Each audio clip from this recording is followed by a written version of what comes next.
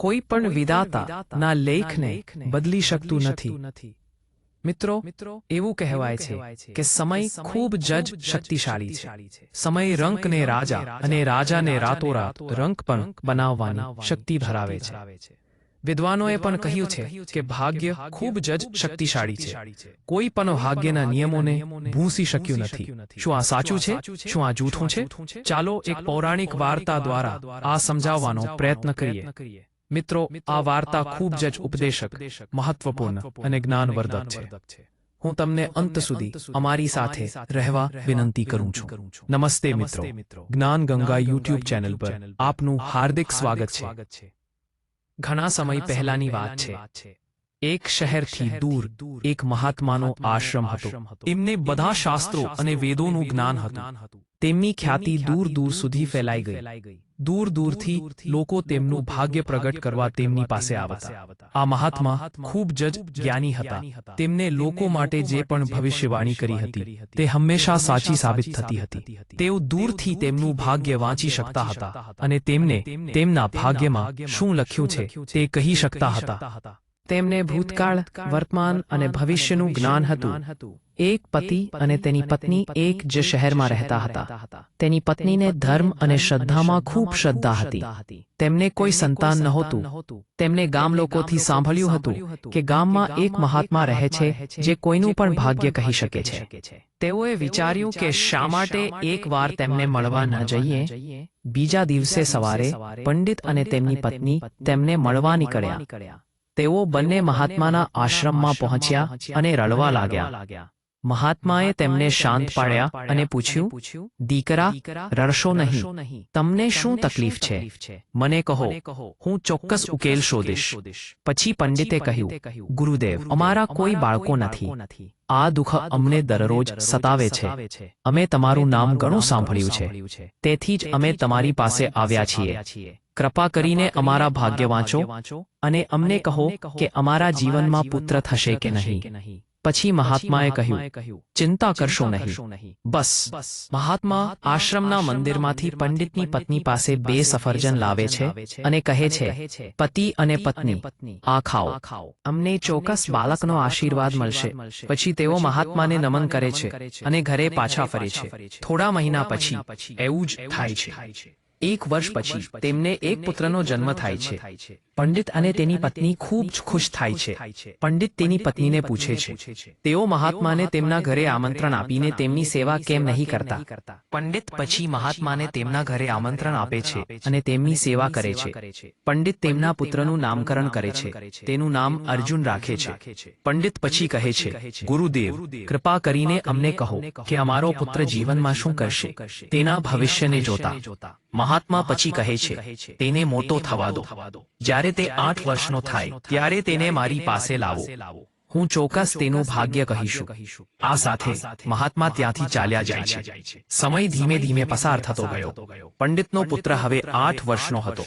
એક દિવસ પંડિત તેના પુત્રને ગુરુના આશ્રમમાં લઈ જાય છે। તે ત્યાં લોકોની ભીડ જોએ છે। પંડિતનો પુત્ર તેને પૂછે છે, પિતાજી, શું ચાલી રહ્યું છે?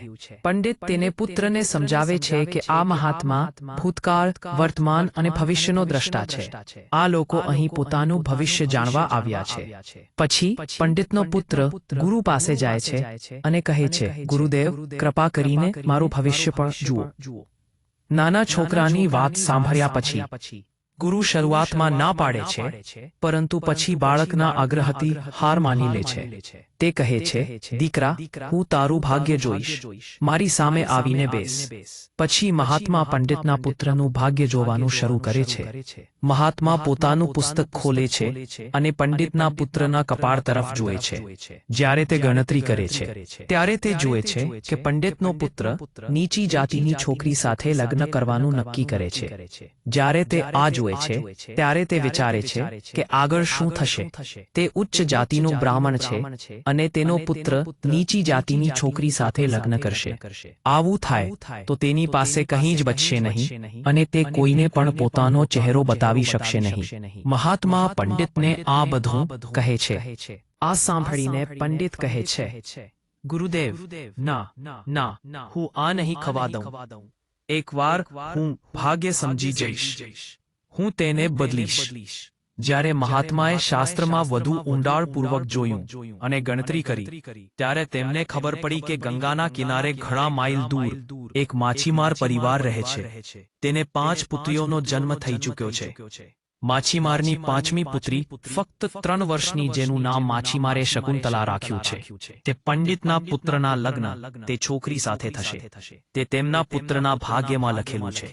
જ્યારે મહાત્મા પંડિતને આ બધું કહે છે, ત્યારે પંડિત વિચારે છે, હું ચોક્કસપણે મારા પુત્રનું ભાગ્ય બદલીશ. હું તે કરવા સક્ષમ છું. જ્યારે મને મારા પુત્રનું ભાગ્ય ખબર પડી જશે, ત્યારે હું તેનું ભાગ્ય પણ બદલી શકું છું. પંડિત કહે છે, ગુરુદેવ, આજે હું એ પણ જોઈશ કે ભાગ્ય મોટું છે કે હું મોટો છું. પછી પંડિત ભગવાન બ્રહ્મા દ્વારા લખાયેલ નિયમ બદલી માટે નીકળે છે અને ચાલતા ચાલતા પંડિત તે માછીમારના ઘરે પહોંચે છે. જ્યારે માછીમારે જોયું કે ઉજ્જૈનના એક મહાન પંડિત તેના દરવાજે ઊભા છે, ત્યારે માછીમારે પંડિત સાથે ખૂબ આદરપૂર્વક વર્ત્યા અને કહ્યું, ઓ તમે એક ગરીબ માણસની ઝૂંપડીમાં આવ્યા છો, આ મારા માટે સૌભાગ્યની વાત છે. પંડિતે કહ્યું, ઓ માછીમાર, હું કોઈ હેતુથી તમારી પાસે આવ્યા છું. ઓ, તું આ ગરીબ માણસની ઝૂંપડીમાં આવ્યો છે? આ મારા માટે સૌભાગ્યની વાત છે.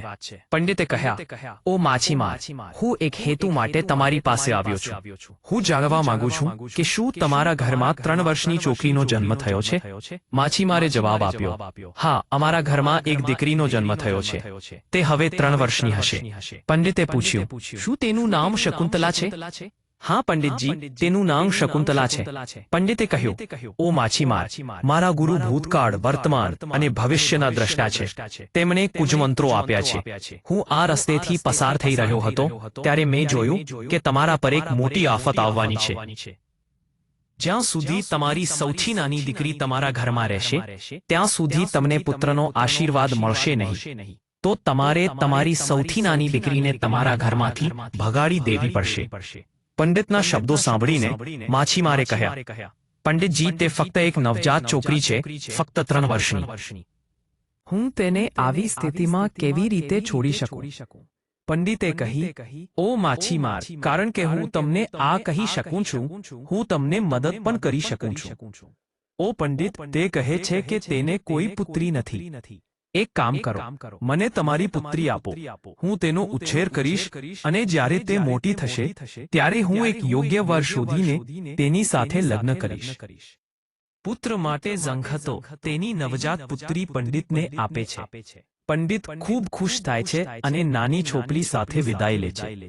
જતા જતા પંડિત વિચારે છે કે જો તે તેને મારી નાખશે તો તે બાળ હત્યાનો દોષી બનશે. તેનાથી છુટકારો મેળવવા માટે પંડિત એક લુહાર પાસે જાય છે અને તેને લાકડાનું એક નાનું બોક્સ બનાવવાનું કહે છે. તે નવજાત છોકરીને બોક્સમાં મૂકે છે અને તેને નદીમાં તરતી રાખે છે. પૂજારી વિચારે છે, આ બોક્સ થોડું દૂર વહી જશે અને પોતાની મેળે ડૂબી જશે, છોકરીને મારી નાખશે. આ રીતે હું બાળ હત્યાના પાપમાંથી મુક્ત થઈશ. પૂજારી ઘરે જાય છે. પણ શું આ દુનિયામાં કોઈ એવું છે જે કોઈનું ભાગ્ય બદલી શકે? કારણ કે છોકરીનું જીવન તેના ભાગ્યમાં લખાયેલું હતું, તેથી જ તે બોક્સ નદીમાં ડૂબતું નથી. નદી તેને સાથે લઈ જાય છે. તેને ગામની નજીકના કિનારે લઈ જાય છે. ગામનો પૂજારી વહેલી સવારે સ્નાન કરવા આવે છે અને બોક્સ જુએ છે. જ્યારે તે બોક્સ ખોલે છે, ત્યારે તેને એક સુંદર છોકરી અંદર પડેલી દેખાય છે, જે તેનો પગ ચૂસી રહી છે. પૂજારી નિસંતાન હતો અને દરરોજ ગંગાને બાળક માટે પ્રાર્થના કરતો હતો. છોકરીને જોઈને પંડિતે વિચાર્યું, ગંગાએ આ છોકરીને મારી પાસે મારી બાળકી બનાવવા માટે મોકલી છે અને ગંગાએ મારી પ્રાર્થના સ્વીકારી છે. તેથી પંડિત છોકરીને લઈને પોતાના ઘરે ચાલ્યા ગયા. જ્યારે તે ઘરે પહોંચ્યો અને તેની પત્નીને બતાવી, ત્યારે તેને પૂછ્યું, તમે કોની દીકરી લાવ્યા છો? તે ખૂબ સુંદર છે. પંડિતે જવાબ આપ્યો, ગંગાએ અમારી પ્રાર્થના સ્વીકારી છે અને આ છોકરીને અમારા ખોળામાં અમારા બાળક તરીકે મૂકી છે. આજથી તે અમારી એકમાત્ર દીકરી છે. અમે તેનું સારી રીતે ઉછેર કરીશું અને તેને સારા સંસ્કાર આપીશું. અમે તેને કોઈ પણ વસ્તુની કમી નહીં થવા દઈએ. પંડિત અને તેની પત્નીએ છોકરીનો ઉછેર કરવાનું શરૂ કર્યું. સમય પસાર થતો ગયો અને તેની સાથે છોકરી મોટી થતી ગઈ. જેમ જેમ છોકરી મોટી થતી ગઈ તેમ તેમ તેની સુંદરતા વધતી ગઈ. તે ખૂબ જ સુંદર હતી, ઇન્દ્રના દેવદૂત જેવી. પછી જ્યારે છોકરી થોડી મોટી થઈ ત્યારે એક દિવસ પંડિતની પત્નીએ તેના પતિને કહ્યું, સાંભળો, અમારી પુત્રી હવે મોટી થઈ ગઈ છે અને લગ્ન કરવા યોગ્ય છે. તમારે જઈને વરરાજા શોધીને તેના લગ્ન કરાવવો જોઈએ. પત્ની પાસેથી આ સાંભળીને પંડિત તેની એકમાત્ર પુત્રી માટે વર શોધવા નીકળ્યો. જ્યારે તેને નજીકમાં યોગ્ય વર ન મળ્યો ત્યારે તે ઉજ્જૈન શહેરમાં પહોંચ્યો. ત્યાં તેને લોકોને પૂછ્યું, શું અહીં કોઈ બ્રાહ્મણ પરિવાર છે જેનો પુત્ર લગ્ન માટે લાયક છે? મને કહો. ઉજ્જૈનના લોકો તે પંડિત વિશે કહે છે જેને છોકરીને નદીમાં ફેંકી દીધી હતી. તેમનો પરિવાર ખૂબ જ સંસ્કારી છે અને પંડિતનો એકમાત્ર પુત્ર છે જે લગ્ન કરવા યોગ્ય છે. પંડિતજી, જો તમારી વિનંતી તે પંડિત સ્વીકારે તો તમારી પુત્રી ખૂબ ખુશ થશે. તેમની વાત સાંભળ્યા પછી પંડિત તેની પુત્રીને પંડિતના ઘરે પરણાવવા માટે નીકળે છે. જ્યારે તે પંડિતને મળે છે તે પંડિત તેની પુત્રીની સુંદરતાનું વર્ણન કરે છે અને તેનો હેતુ સમજાવે છે. મારી એક પુત્રી છે અને હું તેના લગ્ન તમારા પુત્ર સાથે કરાવવા માંગુ છું. પંડિત ખૂબ ખુશ થાય છે, કહે છે, સારું, મારા પુત્રનું ભાગ્ય બદલાઈ ગયા છે. એક બ્રાહ્મણ મારી પાસે તેની પુત્રીનો હાથ લગ્નમાં માંગવા આવ્યો છે. પંડિત તેના પુત્રના લગ્ન બ્રાહ્મણની પુત્રી સાથે કરાવવા સંમત થાય છે. પછી લગ્ન નક્કી થાય છે. બ્રાહ્મણ ખુશીથી ઘરે પાછો ફરે છે અને તેની પત્ની સાથે બધું જ ચર્ચા કરે છે. પછી થોડા દિવસો પછી તે દિવસ આવે છે જ્યારે પંડિતની પુત્રી અને તેના પુત્રના લગ્ન થવાના છે. પંડિત તેના પુત્રના લગ્નની સરઘસને પંડિતના ગામમાં લઈ જાય છે. વિચારે છે, મેં મારા પુત્રનું ભાગ્ય બદલી નાખ્યું છે. હું તે મહાત્માએ જે કહે તે બદલીશ. આજે હું મારા પુત્રનું ભાગ્ય બદલીશ. પરંતુ પંડિત જાણતો ન હતો કે ભાગ્યમાં જે લખ્યું છે તે કોઈ ભૂંસી શકતું નથી. ભગવાન પણ જે લખ્યું છે તે ભૂંસી શકતા નથી. તે બદલાતું નથી. કોઈના ભાગ્યમાં જે લખ્યું છે તે થશે જ. ગમે તેટલા પ્રયત્નો કરે પણ ભાગ્યમાં લખેલું કોઈ ભૂંસી શકતું નથી.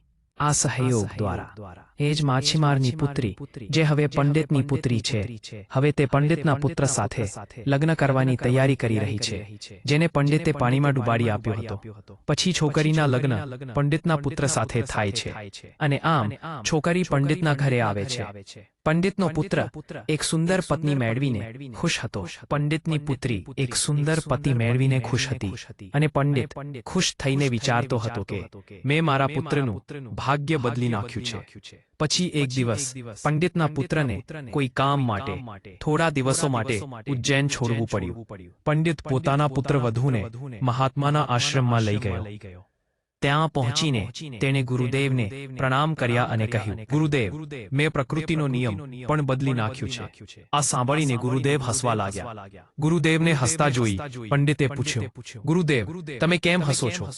ગુરુદેવને પંડિતને કહ્યું, આ એ જ છોકરી છે જેને તમે નદીમાં ફેંકી દીધી હતી. આ સાંભળીને પંડિત પરસેવાથી છુટકારો મેળવ્યો. તેને વિચાર્યું, આ એ જ માછીમારની દીકરી છે જેને મેં મરવા માટે નદીમાં ફેંકી દીધી હતી. તો પછી તે માળી વહુ બનીને મારા ઘરે કેવી રીતે આવી? તેને શકુંતલાને કહ્યું, દીકરી, તું તારા પિતાની એકમાત્ર દીકરી છે, ખરું ને? છોકરીએ કહ્યું, હા પિતા, મારા સાચા માતા પિતા ખૂબ જ દુષ્ટ હતા. જ્યારે હું 3 વર્ષની હતી ત્યારે તેમણે મને ગંગામાં ફેંકી દીધી હતી અને મારા નવા માતા પિતાએ મને નવું જીવન આપ્યું છે. જે દિવસથી મને આ નવું જીવન મળ્યું ત્યારથી તેઓ મારા માતા પિતા છે. જ્યારે પંડિતે સાબિત કર્યું કે તે માછીમારની દીકરી છે ત્યારે તેણે આ શકુંતલાને દૂર કરવા માટે એક યુક્તિ શોધી કાઢી.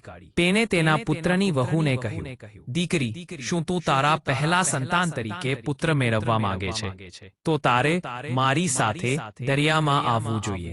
જ્યારે સસરા અને પુત્રવધુ બંને દરિયા કિનારે પહોંચ્યા ત્યારે પંડિતે પોતાના હાથમાંથી એક વીંટી કાઢી તેને બતાવી અને દરિયામાં ફેંકી દીધી. તેમણે કહ્યું, દીકરી, જે દિવસે તું આ વીંટી તે દિવસે તું ઘરે પાછી ફરી શકે છે જો તું આ વીંટી શોધીને તારા પિતાના ઘરે અથવા મારા ઘરે નહીં પહોંચે તો તું તારા પતિને ગુમાવીશ તેથી જ્યાં સુધી તું આ વીંટી ન શોધે ત્યાં સુધી તું ક્યાંય ન જા જો તું મારા શબ્દોનું પાલન કરશે તો તને ચોક્કસ પુત્રનો આશીર્વાદ મળશે અને તારું ભાગ્ય પણ ચમકશે આટલું કહીને પંડિત તેને દરિયા કિનારે છોડીને પોતાના ઘરે પાછો ફર્યો શકુંતલાએ ખૂબ પ્રયાસ કર્યો પણ વીંટી મળી નહીં જ્યારે તે વીંટી ન મળી ત્યારે તે ગરીબ સ્ત્રી એક રસ્તે ચાલી ગઈ તેના પિતા કે પતિ પાસે જઈ શકી નહીં જેમ જેમ તે ચાલતી રહી તેમ તેમ તેને એક રાજપૂત પરિવારને તેમના ગામ તરફ આવતા જોયો જ્યારે રાજપૂત પરિવારે તેને જોઈ ત્યારે તેઓએ કહ્યું દીકરી તું આ જંગલમાં એકલી કેવી રીતે ભટકાઈ રહી છે અહીં ઘણા બધા પ્રાણીઓ છે છોકરીએ જવાબ આપ્યો હું શું કહી શકું હું મુશ્કેલીમાં છું અને આ દુનિયામાં મારું કોઈ નથી પછી રાજપૂત પરિવાર અને આ દુનિયામાં મારું બીજું કોઈ નથી રાજપૂત પરિવારે કહ્યું દીકરી જો તમે ઈચ્છો તો તમે અમારી સાથે આવી શકો છો શકુંતલાએ ખાતરી થઈ અને તે તેમની સાથે જવા માટે સંમત થઈ આમ રાજપૂત પરિવારે શકુંતલાએ તેમના માટે રસોઈ બનાવવા માટે રાખી હતી પરિવારનો વડા પંડિતનો ખૂબ જનજકનો મિત્ર હતો થોડા સમય પછી જ્યારે પંડિતનો પુત્ર ઘરે પાછો ફર્યો અને તેના પિતા શકુંતલા વિશે પૂછ્યું ત્યારે પંડિત જૂઠું બોલ્યું કહ્યું કે તેની પત્ની શકુંતલા ગંગામાં સ્નાન કરતી વખતે ડૂબી ગઈ હતી જ્યારે પંડિતના પુત્રે આ સાંભળ્યું ત્યારે તે ખૂબ જ દુઃખી થયો દરમિયાન રાજપૂત પરિવાર જે ગામમાં રહેતો હતો તે ગામનો એક પંડિત તેની પુત્રી માટે પ્રસ્તાવ લઈને પંડિતના ઘરે પહોંચ્યો જ્યારે પંડિતને પ્રસ્તાવ મૂક્યો ત્યારે પંડિતે કહ્યું અમે તમારી પુત્રીની લગ્ન અમારા પુત્ર સાથે કરીશું પરંતુ પહેલા અમે તમારી પુત્રીને પહેલા જોઈશું અને પછી જ અમે તેના લગ્ન કરીશું પંડિતને ડર હતો કે માછીમારની પુત્રી તે જ છોકરી હશે તે ફરીથી લગ્ન ન કરવાનો નિર્ણય લીધો જેમ તેના પુત્ર માટે નક્કી હતું પૂજારીની શરત સાથે સંમત થયો અને પાછો ફર્યો પોતાના ગામ ગયા પછી તે પોતાના દીકરા માટે માછીમારી શોધવા માટે પૂજારીના ગામ ગયા તે દરમિયાન એક માછલીએ દરિયામાં ફેંકેલી વીંટી ગળી ગઈ એક દિવસ એક માછીમાર પોતાની જાળ ફેંકી અને તેને એ જ માછલી મળી જે વીંટી ગળી ગઈ હતી માછીમાર રાજપૂત પરિવારને માછલી વેચવા ગયા પરિવારના વડાને માછલી ખૂબ ગમતી હતી તેથી રાજપૂતે માછીમાર પાસેથી માછલી ખરીદી અને શકુંતલા પાસે લઈ ગયો અને પૂછ્યું દીકરી શું તમે મારા માટે માછલી રાંધશો શકુંતલાએ જવાબ આપ્યો હા પિતાજી હું માછલી નથી ખાતી પણ હું તમારા માટે ચોક્કસ રાંધીશ તેથી તે માછલીને રસોડામાં લઈ ગઈ અને તેને કાપવા લાગી જ્યારે શકુંતલાએ તેને કાપી ત્યારે વીંટી તેના પેટમાંથી બહાર પડી ગઈ જ્યારે શકુંતલાએ વીંટી જોઈ ત્યારે વીંટી તેના પેટમાંથી બહાર પડી ગઈ જ્યારે તૈણીએ તેને જોઈ ત્યારે તૈણીએ તેને ઓળખી લીધી અને વીંટી શોધીને ખૂબ ખુશ થઈ દરમિયાન પંડિત તેના દીકરાને પંડિતના ગામમાં લઈ ગયો અને તેને કહ્યું દીકરા અમારા નજીકના રાજપૂત મિત્રો આ ગામમાં રહે છે ચાલો પહેલા તેમની પાસે જઈએ પછી આપણે પંડિતના ઘરે જઈશું અને તમારા માટે છોકરી શોધીશું જ્યારે પંડિતના દીકરાએ તેના પિતાની વાત સાંભળી ત્યારે તેને કહ્યું પિતાજી તમને જે ગમે તે કરો પછી તેઓ બંને રાજપૂતના ઘરે પહોંચ્યા જ્યારે રાજપૂતે તેના મિત્ર પંડિતને આપતા જોયો ત્યારે તે ખૂબ જ ખુશ થયો અને પહેલા જેવા જ આદરથી તેનું સ્વાગત કર્યું એનું સ્વાગત કર્યા પછી તેને પોતાની બાજુમાં બેસાડ્યો અને શકુંતલાને બોલાવ્યો દીકરી અમારા મિત્રો આવ્યા છે કૃપા કરીને તેમના માટે વસણની વ્યવસ્થા કરો જ્યારે શકુંતલા વસળ લાવી ત્યારે શકુંતલાએ પંડિતને જોયો પંડિતે શકુંતલાને જોયો પછી જ્યારે પંડિતના દીકરાએ શકુંતલાને જોયો ત્યારે તેને કહ્યું પિતાજી તમે મને કેમ ખોટું કહ્યું કે શકુંતલા મરી ગઈ છે મારી પત્ની જીવિત છે અને તમે આ જાણો છો અને આ જાણતા હોવા છતાં તમે મારા લગ્ન બીજી છોકરી સાથે કેવી રીતે કરવાનું વિચાર્યું તો તે પંડિત દુઃખી મનથી કહે છે દીકરા હું ખોટો હતો ભગવાનને લખેલા ભાગ્યને બદલવાના પ્રયાસમાં મેં એવું ઘૃણાસ્પદ કૃત્ય કર્યું કે તેનું વર્ણન કરી શકાય નહીં પછી તેને આખી વાર્તા બધાને કહી અને કહ્યું, મને ખૂબ ગર્વ થઈ ગયો હતો. મેં ભગવાનને જે લખ્યું હતું તે ભૂંસી નાખવાનો શ્રેષ્ઠ પ્રયાસ કર્યો. મેં મારા શ્રેષ્ઠ પ્રયાસ કર્યા, પણ તમારા ભાગ્યમાં જે લખ્યું હતું તે થયું. આટલું કહીને તેને તેના પુત્રની પુત્રવધૂની માફી માંગી અને આદરપૂર્વક તેને ઘરે લઈ ગયો. મિત્રો, ભાગ્યના નિયમો કોઈ બદલી શકતું નથી. જે લખ્યું છે તે થશે જ. મિત્રો, આજના વિડીયોમાંથી તમે શું શીખ્યા? કૃપા કરીને મને ટિપ્પણીઓમાં જણાવો. મને આશા છે કે તમને તે ગમ્યું હશે. તો આ વિડીયો એવી વ્યક્તિ સાથે શેર કરો જેમને આ વાર્તા સાંભળવાની જરૂર છે, અને પછી તરત ચેનલને સબસ્ક્રાઇબ કરો. તો આપને એક નવા સંદેશ સાથે બીજા નવા વિડીયોમાં ફરી મળીશું. મિત્રો, આપણી જ્ઞાન ગંગા ચેનલ પર તમારું સ્વાગત છે. મિત્રો, આપણી ચેનલ પર ગુજરાતી વાર્તાઓ, મોટિવેશન સ્ટોરી, ગુજરાતી સ્ટોરી, બોધ કથા, પ્રેરક વાર્તા, દંતકથાની વાર્તાઓ, પ્રેરણાદાયી વાર્તા અને વ્રત કથા અને ઘણી બધી જ્ઞાનની વાતો આપેલી છે. તો મિત્રો, જોવાનું અને સાંભળવાનું ભૂલશો નહીં. આપણી આ જ્ઞાન ચેનલને સબસ્ક્રાઇબ ના કરી હોય તો સબસ્ક્રાઇબ જરૂરથી કરજો. અને હા મિત્રો, બેલ બટન પર ક્લિક કરવાનું ભૂલશો નહીં. જો તમે બેલ બટન પર ક્લિક કરશો તો અમારા આવનારા જ્ઞાનના વિડીયોના નોટિફિકેશન તમારા સુધી પહોંચી શકે.